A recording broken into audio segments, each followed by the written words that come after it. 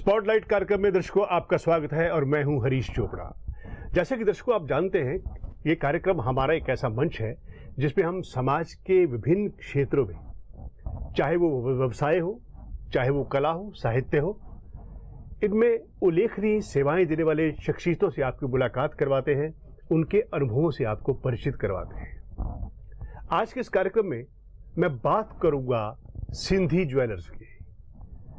भारत विभाजन से पहले सिंध पुरानी पीढ़ी में भी उतना ही लोकप्रिय है जितना कि आज नई पीढ़ी में है। भारत विभाजन के बाद जो परिवार पाकिस्तान से आए, उन्होंने अपने जीवन की दिनचर्या को स्थापित करने के लिए बहुत लंबा संघर्ष किया है और उसी में से एक परिवार है सिंधी ज्वेलर्स का। हमारे स्टूडियो में मौजूद है सिंधी ज्वेलर्स के डायरेक्टर डिम्पेश राजानी जी। डिम्पेश जी, आपका स्टूडियो में आने के लिए बहुत बहुत स्वागत है। शुक्रिया आपका। तो सबसे पहले, जैसा कि मैंने बताया कि बहुत ही लंबा संघर्ष करना पड़ रहा है बहुत से परिवारों को और सिंधी ज्वेलर तो आज एक ब्रांड नेम है। डिजाइनर डायमंड ज्वेलरी में, एंटीक गोल्ड ज्वेलरी में, कुंदन और डायमंड पोल्ड की ज्वेलरी में बहुत ही आपके ब्रांड की बहुत ही लोकप्रियता है, बहुत ही पॉपुलरिटी है। तो डिम्पे जी, सबसे पहले मुझे ये बताइए कि आपकी जर्नी, यानी कि अब तक का सफर क्या रहा? अब तक की जर्नी हरीश जी बहुत ही एक रोमांचक पूर्ण जर्नी रही है। अगर सिंध से बात करें जी, तो मेरे परदादा जी, मैं उनको दादाजी बोलूँगा, दादाजी घनश्याम दास, वो वहाँ पे भी यही काम करते थे। और जब पार्टीशन हुआ तो सिंधीज, जब एक सिंधी डायनेस्टी, पूरी सिंधी कल्चर, सिंधी कम्युनिटी जब इधर डाइवर्सिफाई हुआ तो इधर हम आगरा में पहले हम आए। अच्छा। आगरा से फिर जब हम दिल्ली आए तो मेरे परदादा जी ने यही काम सिंधी ज्वेलर्स के नाम से 1946 ही हो गया, 46 से स्टार्टिंग है, 47 में हमारा हुआ। तो यहाँ पे दिल्ली में हुआ, हमने स्टार्ट किया हमारे दादाजी ने आज़ादपुर मंडी में जी, सब्जी मंडी में दिल्ली में। और वहाँ से जो शुरुआत हुई बनाने की, ऑर्नामेंट्स अपने हाथ से बनाने की, उसके बाद ये पूरा काम पास ऑन हुआ मेरे फादर पे। और क्योंकि हमारा एक संयुक्त परिवार है, जॉइंट फैमिली है, तो मेरे पिताजी और मेरे चाचा जी, जिन्हें हम छोटे पापा बोलते हैं, उन पे ये पास ऑन हुआ। मिस्टर मुकेश रजानी, मिस्टर महेश रजानी, उन पे पास ऑन हुआ। और वहाँ से फिर ये अब ये जिम्मेदारी थोड़ी हम लेके आगे बढ़े हैं, क्योंकि ये इतना पुराना, ये एक सिर्फ नाम नहीं है, ये एक हेरिटेज है, ये एक लेगेसी है जो कैरी ऑन करने में हमें उतना ही प्राउड फील होता है। और हम बड़े लगाव से, बड़े दिल से इसे आगे कैरी फॉरवर्ड कर रहे हैं, क्योंकि ये मैं एक चौथी पीढ़ी हूँ इस बिजनेस में। तो हम पीढ़ी दर पीढ़ी इस काम को, इस कल्चर को ऐसे ही आगे ले जाना चाहते हैं ताकि हर एक पीढ़ी इस काम से रिलेट कर पाए। हमारी जो भारत की हेरिटेज है, भारत की संस्कृति है, उसको ज्वेलरी से रिलेट करने के लिए आप नए प्रयास क्या कर रहे हैं? आप देखिए, हम हर सीजन में एक नया कैटलॉग जो होता है हमारा, एक ज्वेलरी लुक बुक बोलते हैं हम उसको, एक ज्वेलरी कैटलॉग, एक ज्वेलरी लुक बुक लॉन्च करते हैं, जिसमें थीम्स से इंस्पायर करके हम हर सीजन में एक नई ज्वेलरी निकालते हैं। आप देखेंगे कि डिजाइनर डायमंड ज्वेलरी में अगर आए तो आप कॉन्स्टलेशन ज्वेलरीज, क्लस्टर ज्वेलरीज पे अगर आप देखेंगे तो उसमें हमने बहुत काम किया था। अगर आप टेम्पल ज्वेलरी का आजकल बहुत जिक्र निकला था, उसमें हमारी सबसे ज्यादा एक्सक्लूसिव रेंज रही है। देखिए, ये काम बहुत बड़ा है, ये परिवार बहुत बड़ा है, ज्वेलरी का जो परिवार है जी। पर उसमें आपको अपनी एक्सक्लूसिविटी बनाए रखना, आपको अपना एक मार्क छोड़ देना कि लोग आपको याद रखें और लोग आप तक आए जी। हमारा प्रयास इस तरफ होता है। अच्छा डिम्पे जी, एक ब्रांड नेम के अलावा भी आपका जो परिवार है वो सोशल सर्कल से बहुत जुड़ा हुआ है जी, सिंधी समाज से जुड़ा हुआ है, इसके बारे में हमें कुछ बताएं। जी, मैंने पूरे टाइम जब से मैं बड़ा हुआ हूँ, मैंने अपने पिताजी को, मिस्टर महेश रजानी जी को समाज की ओर, सिंधी समाज की ओर खासकर पूर्ण रूप से समर्पित देखा है जी। आज भी दिल्ली प्रदेश सिंधी समाज और भारतीय सिंधु सभा के वो प्रेसिडेंट हैं। और देखिए, मैं मैंने अपने पिता को देखे हमेशा ये सीखा कि डेजिग्नेशन, कुर्सी पे क्या टाइटल लिखा है उससे इतना फ़र्क नहीं पड़ता है, बशर्ते आपको अपनी रिस्पॉन्सिबिलिटीज़ और अथॉरिटीज़ पूरी तरह पता हो। और हाँ, हमारी फैमिली में हमारे पिताजी जो हैं सिंधी समाज की तरफ पूर्ण रूप से डेडिकेटेड रहे हैं। आज तक वैसे वो हमसे दुगनी उम्र के हैं, ज़्यादा हैं, मगर फिर भी उनका जज्बा, उनका जोश अपने समाज की ओर,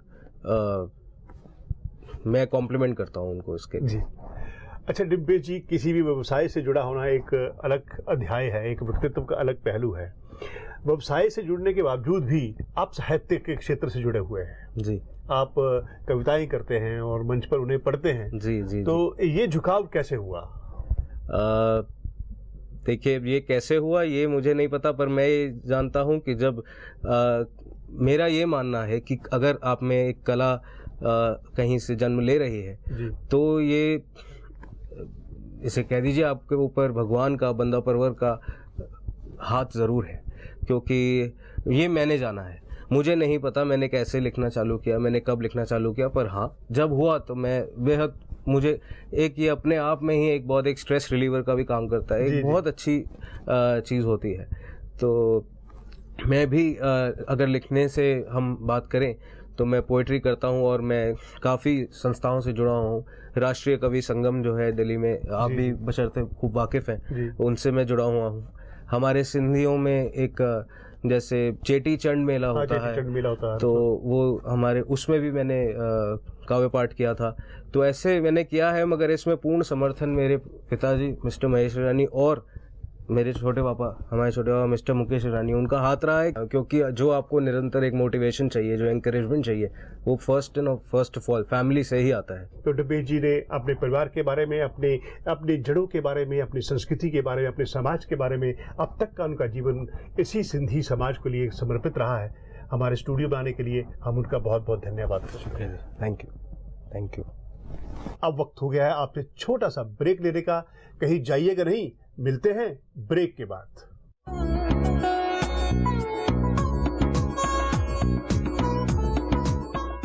आप आश्वस्त रहिए, आपका ये चौकीदार पूरी तरह से चौकन्ना है। नमस्कार, मैं हूं भरत रतवानी। हम लेकर के आ रहे हैं मैं भी चौकीदार की एक श्रृंखला वजीरपुर विधानसभा में, जिसके अंदर देश के 10 मुद्दों पर चर्चा होगी। देखिए हमारी एक खास पेशकश। ये मेरा घर मेरा चमन, सबका विकास चाहता और चाहता हूँ बस अमन। वो एक अकेला चल पड़ा, मैं उसकी ही कतार हूँ।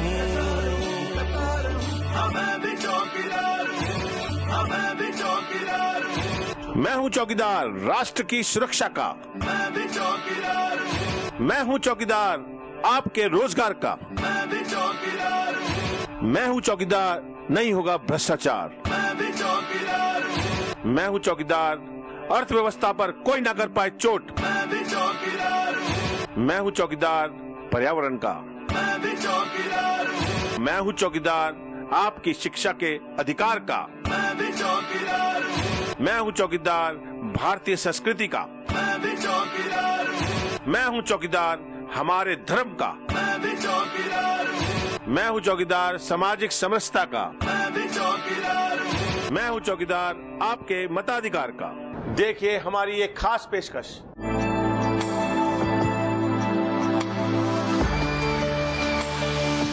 वेलकम बैक दर्शकों, कार्यक्रम में फिर से आपका स्वागत है। कार्यक्रम के इस खंड में हम एक ऐसे व्यक्तित्व की चर्चा करेंगे जिसका अब तक का जीवन समाज सेवा को समर्पित रहा है। स्टूडियो में मौजूद हैं राजकुमार वधवा जी। वधवा जी, आपका स्टूडियो में आने के लिए बहुत बहुत स्वागत। नमस्कार। मैं वधवा जी के बारे में दर्शकों आपको बता दूं कि वो सिंधी पंचायत अशोक विहार के पूर्व प्रधान रहे हैं। सिंधी जागृति सभा चेटीचंड मेला जो आयोजित करती है हर वर्ष, उसके संरक्षक हैं, और किराना कमेटी खार बावली के भी वो संरक्षक हैं। उनका अब तक का जीवन जो है इन संस्थाओं से जुड़कर समाज को समर्पित रहा है। तो वधवा जी, सबसे पहले मुझे बताइए कि समाज सेवा की प्रेरणा आपको कहां से मिली है? जो मैंने आपको कहा हमारे बुजुर्गों का आशीर्वाद है, उन्हीं से ही हम थे। हमारे फादर भी इस संस्था से, हमारे अशोक विहार झूलेलाल मंदिर से शुरू से जुड़े हुए हैं। जब से इसकी नींव रखी गई इन्होंने बनाया। हमारे और भी एल्डरमैन, हमारे अशोक विहार के सभी सम्मानित जो भी हैं, उनके सहयोग से, उनके आशीर्वाद से हम लोगों को प्रेरणा मिलती है और हम आगे कार्य को बढ़ाते हैं। अरे सिंधी पंचायत जो है वो समाज के लिए क्या क्या काम करती है? सिंधी पंचायत में हर तरह के धार्मिक कार्यक्रम तो होते ही होते हैं। जो भी कार्यक्रम हमसे हो सकता है वो यहाँ पे जरूर किया जाता है और करते ही हैं। सिंधी जागृति जो सभा है उसकी गतिविधियां क्या क्या है? ये गतिविधि, ये पहले मेला हमारा सिंधी जागृति सभा के द्वारा मेला अजमल खां पार्क में होता था। अच्छा। और कम विगत 10-15 सालों से ये पंजाबी बाग स्टेट ट्रैफिक पार्क में हो रहा है।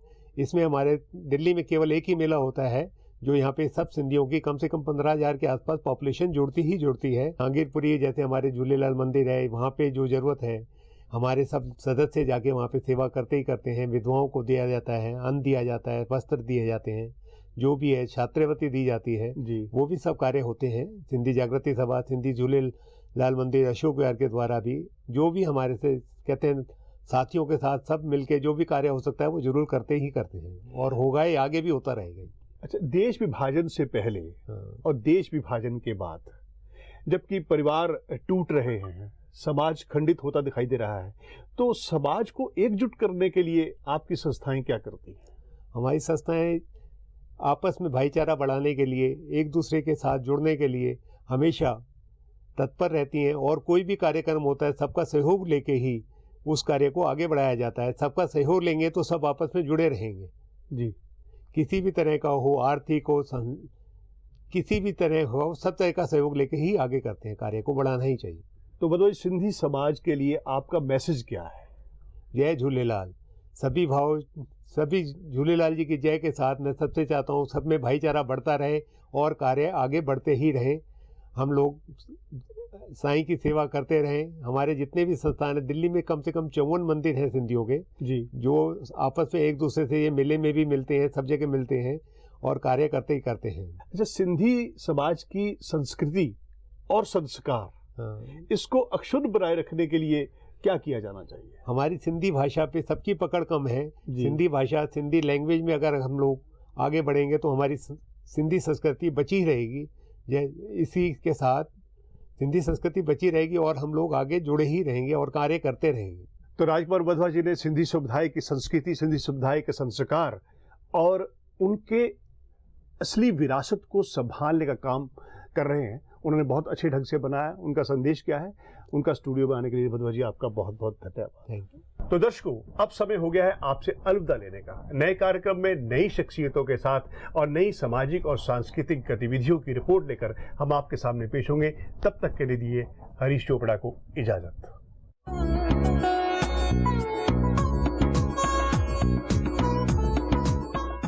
आप आश्वस्त रहिए, आपका ये चौकीदार पूरी तरह से चौकन्ना है। नमस्कार, मैं हूं भरत वतवानी। हम लेकर के आ रहे हैं मैं भी चौकीदार की एक श्रृंखला वजीरपुर विधानसभा में, जिसके अंदर देश के 10 मुद्दों पर चर्चा होगी। देखिए हमारी एक खास पेशकश। ये मेरा घर मेरा चमन, सबका विकास चाहता और चाहता हूँ बस अमन। वो एक अकेला चल पड़ा, मैं उसकी ही कतार हूँ। मैं भी चौकीदार हूँ, मैं भी चौकीदार हूँ। मैं हूं चौकीदार राष्ट्र की सुरक्षा का। मैं भी चौकीदार हूँ। मैं हूं चौकीदार आपके रोजगार का। मैं भी चौकीदार हूँ। मैं हूं चौकीदार नहीं होगा भ्रष्टाचार। मैं भी चौकीदार हूँ। मैं हूं चौकीदार अर्थव्यवस्था पर कोई ना कर पाए चोट। मैं भी चौकीदार हूँ। मैं हूं चौकीदार पर्यावरण का। मैं भी चौकीदार हूँ। मैं हूं चौकीदार आपकी शिक्षा के अधिकार का। मैं भी चौकीदार हूँ। मैं हूं चौकीदार भारतीय संस्कृति का। मैं भी चौकीदार हूँ। मैं हूं चौकीदार हमारे धर्म का। मैं भी चौकीदार हूँ। मैं हूं चौकीदार सामाजिक समरसता का। मैं भी चौकीदार हूँ। मैं हूं चौकीदार आपके मताधिकार का। देखिए हमारी एक खास पेशकश।